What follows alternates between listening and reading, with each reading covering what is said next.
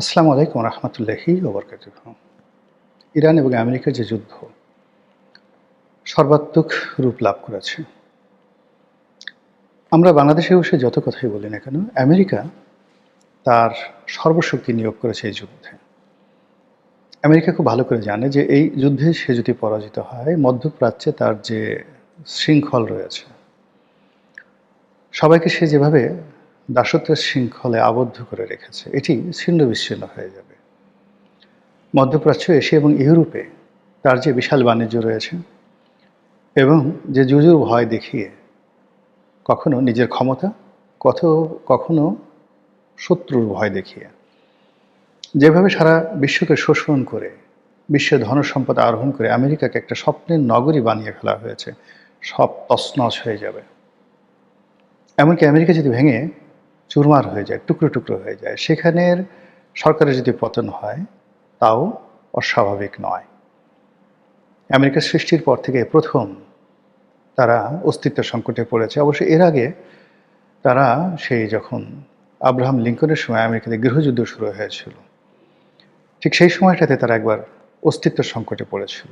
আর এখন এইবার ইরানের সাথে যুদ্ধে তারা সেই অস্তিত্ব সংকটে পড়ার ফলে এই যুদ্ধে ইরানকে মাটির সঙ্গে মিশিয়ে দেওয়া হলো, মধ্যপ্রাচ্যকে মাটির সঙ্গে মিশিয়ে দেওয়া হলো, পৃথিবীর সমস্ত তেল ক্ষেত্র চূর্ণ বিচূর্ণ করে দেওয়া হলো। তাদেরকে বিজয়ী হতে হবে।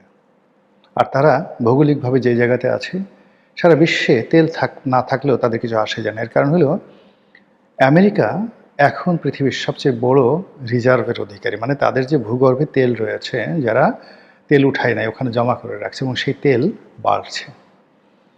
পৃথিবী যখন তেল শেষ হয়ে যাবে, তখন তারা সেই তেল উঠাবে বেশি ব্যবসা করার জন্য। কাজেই তারা এখন মধ্যপ্রাচ্যের তেলের উপরে নির্ভর করছে ইউজের জন্য, কিন্তু তারা যদি প্রয়োজন মনে করে নিজেদের তেল দ্বারা তারা চলতে পারবে এবং বিশ্ব নিয়ন্ত্রণ করতে পারবে। এখন বিশ্বের সবচেয়ে বড় রিজার্ভ যে তেল, এটার মজুদ আমেরিকাতে, সৌদি আরবে নয়, রাশিয়াতে নয়।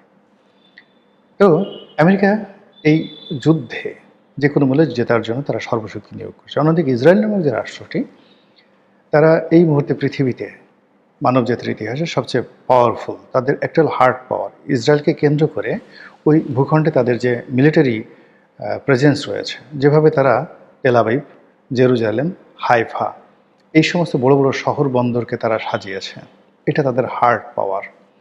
আর তাদের যে সফট পাওয়ার, সারা পৃথিবীর বিজ্ঞান, প্রযুক্তি, শিক্ষা দীক্ষা, ব্যাংকিং, ডলার ব্যবসা থেকে শুরু করে স্বর্ণের বাজার, মিডিয়া হাউস, সবগুলো এই ইসরায়েলি তারা নিয়ন্ত্রণ করছে।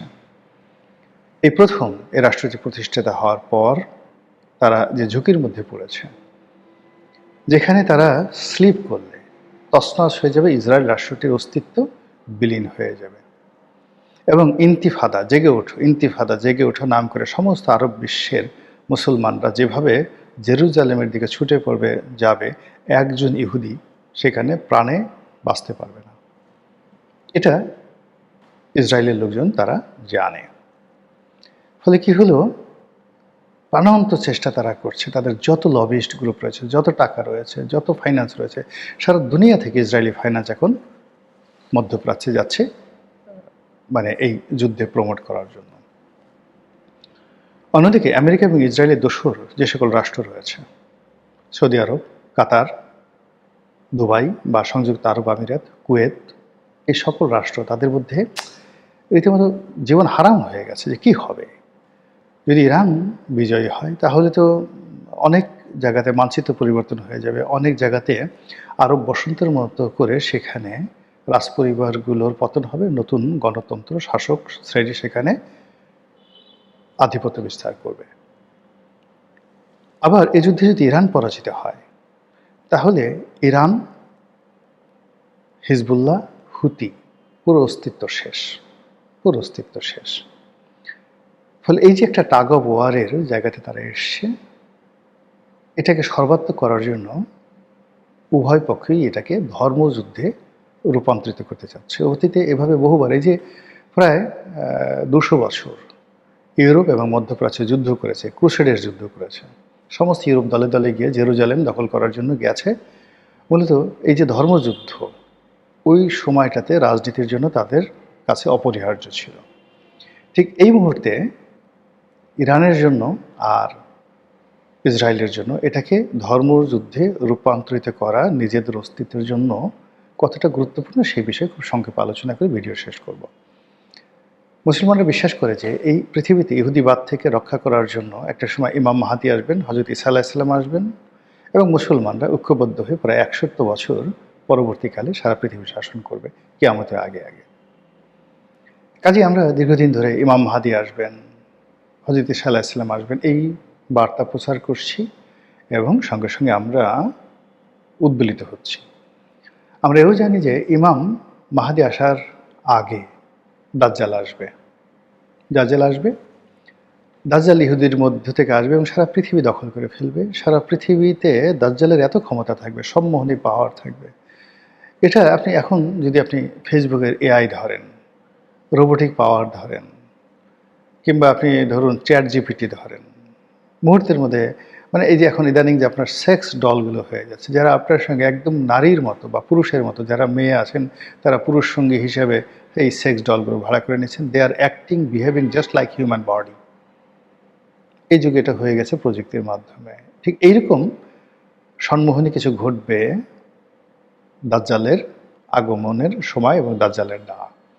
এটা মুসলমানদের ভয়। আর অন্যদিকে ইহুদি যারা আছে তারা, আমরা যেমন ইমাম মাহাদিকে আমাদের নেতা মনে করি, তারা মনে করে দাজ্জাল তাদের নেতা এবং তারাও এই পৃথিবী শাসন করার জন্য, পৃথিবীকে মুগ্ধ করার জন্য আমরা যে ন্যারেটিভগুলো ইমাম মাহেদিকে নিয়ে আমরা তৈরি করেছি, তারা দাজ্জালকে নিয়ে তাদের মধ্যে সেই ন্যারেটিভ রয়েছে যে দাজ্জালের নেতৃত্বে ইহুদিরা এতটা শক্তিশালী হবে যে সারা পৃথিবীতে তারা রাজত্ব করবে। এই জন্য তারা কামনা করে দাজ্জাল আসুক। যখন এর আগে গত বছর মানে ইরান এবং যাকে বলা হয় ইসরায়েল যুদ্ধ হলো, 12 দিনের যুদ্ধ, ঠিক সেই সময়টিতে একজন ইহুদি ধর্মযাজক জেরুজালেমে তিনি বললেন যে দাজ্জাল এসে গেছেন এবং তিনি দাজ্জালকে দেখেছেন। এইবার ইহুদিদের পক্ষ থেকে দাজ্জাল এসে গেছেন, নেতৃত্ব দিচ্ছেন, এই সকল কথাবার্তা আমি এখনো পর্যন্ত শুনিনি, কিন্তু ইরানে একটা কলেবর চলে আসছে। ইরানে শিয়ারা বা মুসলিমরা তারা বলছেন যে ইমাম মাহেদি এসে গেছেন, অলরেডি অ্যারাইভড। এখন তারা চিৎকার করে ডাকছেন যে হে ইমাম মাহাদি, আপনি আসুন, যুদ্ধের নেতৃত্ব গ্রহণ করুন এবং আপনার অধীনে থেকে আমরা এই ইহুদিবাদের বিরুদ্ধে, খ্রিস্টবাদের বিরুদ্ধে, আমেরিকার বিরুদ্ধে যুদ্ধ করব। এবং এটা মানে পুরো ইরানে এটা এরকম একটা মনস্তাত্ত্বিক রূপ ধারণ করেছে। মানুষ পাগলের মতো এই কথা বিশ্বাস করছে। একদিকে মাইলের পর মাইল জ্বলন্ত আগুন, আর তার সামনে দাঁড়িয়ে নরনারী তারা উল্লাস নৃত্য করছেন। ইরানি জনগণ অস্ত্র হাতে ট্রাকের উপর বসে তারা বিয়ে করছেন, তরুণ তরুণী মসজিদে নামাজ পড়ছেন, অন্যদিকে মসজিদ ভেঙে যাচ্ছে, কেউ কান্নাকাটি করছেন না।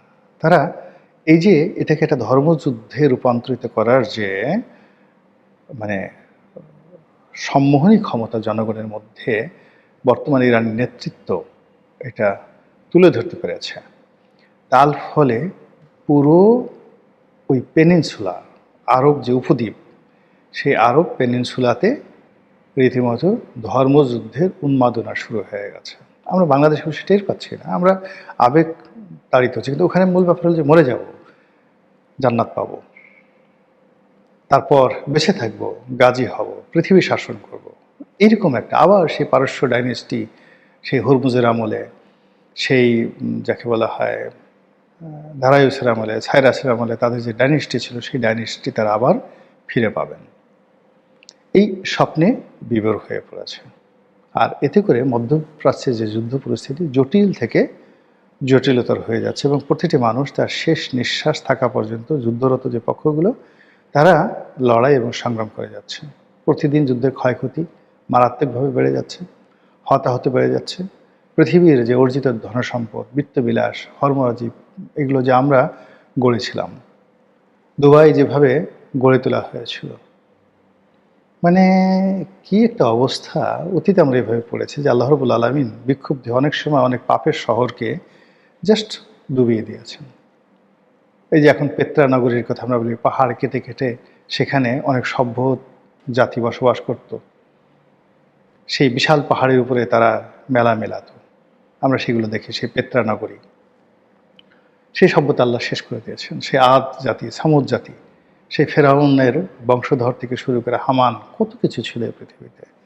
আল্লাহ রাব্বুল আলামিন তাদেরকে শেষ করে দিয়েছেন। এখন এই যে যেভাবে যুদ্ধ শুরু হয়েছে, মানে কোনো একটা সময়েতে পৃথিবীর যে ১ নম্বর রাষ্ট্র ছিল কার্থেস নগরী, ১ নম্বর রাষ্ট্র ছিল, ১ নম্বর রাজধানী ছিল Gurgaon, not Washington DC, not যাকে বলা হয় Moscow, not Beijing, it was Gurgaon.